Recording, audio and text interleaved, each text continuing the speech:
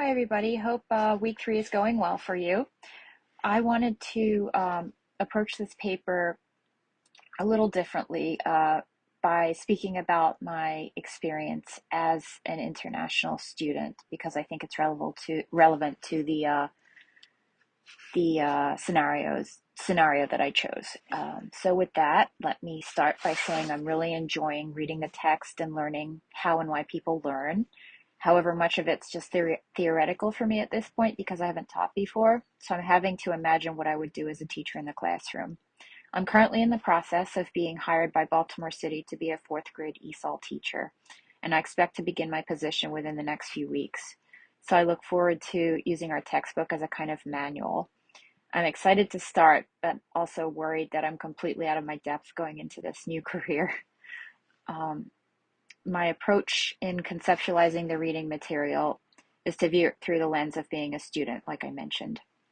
I believe that an empathetic teacher who is able to call on their own learning struggles and achievements will, one, be better equipped to understand the challenges their students are facing and adjust instruction accordingly, and two, provide an authentic voice through their examples, by which I mean students look to their teacher as a role model. So if a teacher is willing and able to relate their experiences to those of their students, that builds trust.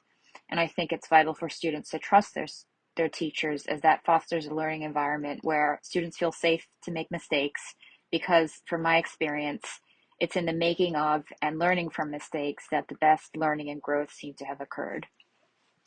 I'll get into the specifics of my chosen scenario, which is number 5, immigrant education. But I first wanted to offer a few brief examples of my own experiences of being an immigrant student because I think they're relevant to Paulo and Zambi's situation, as well as to scenarios 2 and 3 in some ways. I spent kindergarten through grade 5 in Indian and Thai schools and moved to the US in the 6th grade, the first year of middle school in my area. I've struggled throughout all of my schooling with staying focused, reading comprehension, and test taking. So it's been fascinating to read these chapters using myself as an example. The teaching styles in those education systems in India and Thailand are different to those in the US, with more of an emphasis on rote learning and less of an emphasis or allowance for creativity, inquisitiveness, or learning difficulties. That led me to question whether the process of learning is an innate or learned skill. In other words, does learning need to be taught? From reading the textbook, it seems clear that the latter is true. Learning is a process that must be taught and then rigorously practiced in order to be most effective. Moving on to my examples. When I was in a 6th grade English class, we were given a spelling test. While I've never been a great test taker, I was confident I could ace the test because I'd always done well at spelling. Sadly, I failed the test because I had used the correct English spellings that I had previously been taught overseas. So, for example, color spelled with a U, COLOUR, instead of COLOR, like here in the US. Had my teacher been more culturally sensitive and had I had the courage to address the issue with her, the outcome could have been different. A second example with that same teacher occurred when I read aloud an assigned essay for the class. Just as I was about to begin, she muttered loudly enough for the class to hear, "Oh, great, here come the epistles." I really loved to write at that age and probably did boringly drone on, but her criticism and the resulting public humiliation affected my level of confidence in that class. Let me go back. I really loved to write and probably did drone on boringly, but her criticism and the resulting public humiliation affected my level of confidence in class participation after that. I think teachers need to be aware that their words and actions can have a deep impact on students' confidence, achievement emotions, and outcome emotions, as described in the emotion article I read last week. My third and last example is much funnier and kind of embarrassing, but also serves as a lesson in cultural and linguistic awareness when using one's native language in conversations with a second language speaker. When I worked for a university in the international admissions office, we employed international students because they weren't permitted to work off campus due to federal student visa rules. As a result, due to federal student visa rules. One evening, I was helping our Chinese student employee pack up her apartment for a move. As we were sitting in her car afterwards, I offhandedly said, "I'm pooped." If you live in the US, you know that this is an idiomatic expression that means I'm tired. But she wasn't aware of the idiom and comprehended the literal meaning of the word poop and thought that I had soiled her car. While there can be very funny miscommunications between native and non-native speakers of English, it's important to be cognizant of this to ensure that verbal communication isn't misconstrued in embarrassing or problematic ways. So moving on to the assignment at hand, or the task at hand, like I said, I chose Paulo and Zambi's scenario number 5, which is an example of difficulties in immigrant education. Paulo and Zambi moved from his home in Angola to the United States in the 5th grade. Although Paulo's English and schooling were adequate, his teacher, Katie Wyant, worried about his social adjustment. His quiet demeanor and soft voice were in many ways the opposite of his male peers. Paulo appeared hesitant when interacting with her, as if he was unsure about how to behave.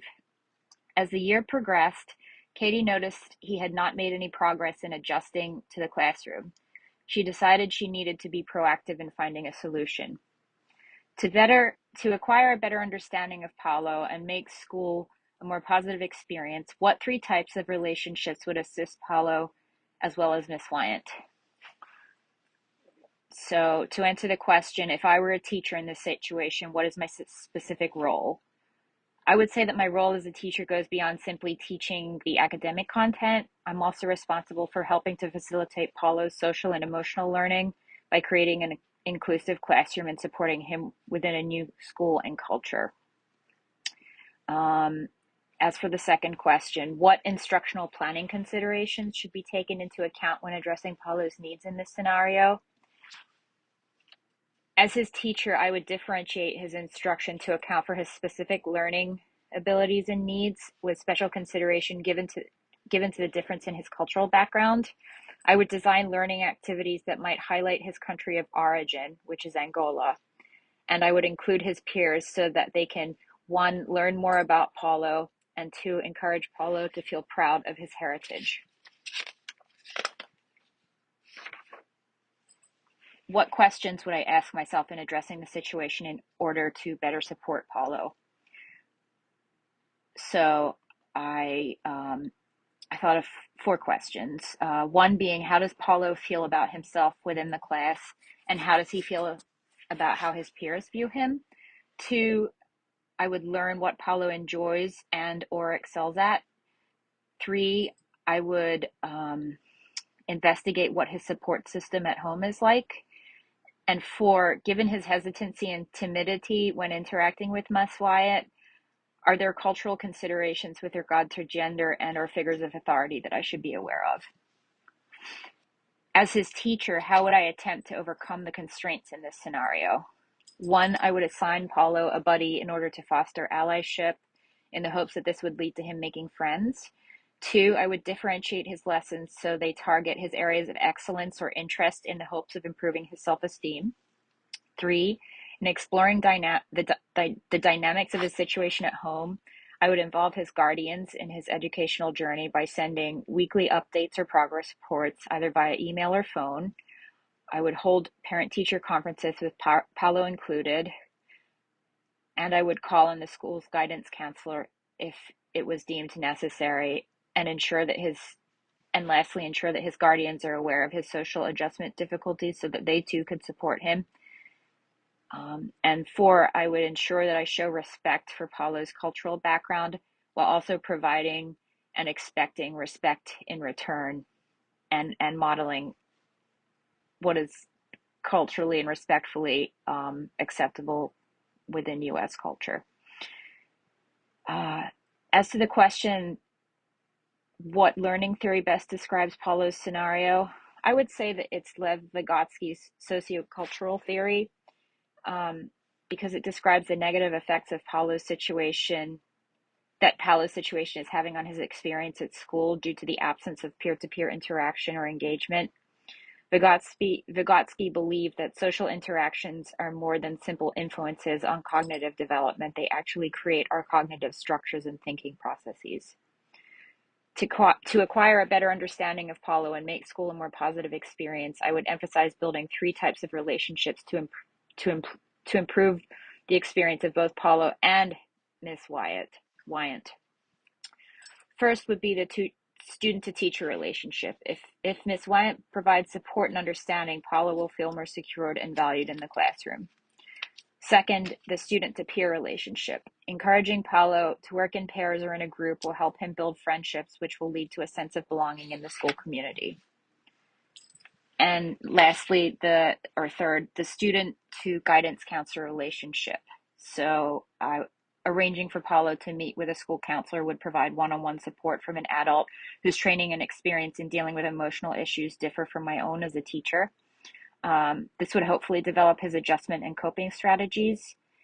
And the counselor could also serve as a mediator for Paulo and his teacher, peers, and guardians. I think that using these three relationships in concert will help to improve Paulo's self-efficacy and self-regulation abilities, which will then improve his school experience. Thanks for listening, and I hope everybody's week continues to be great.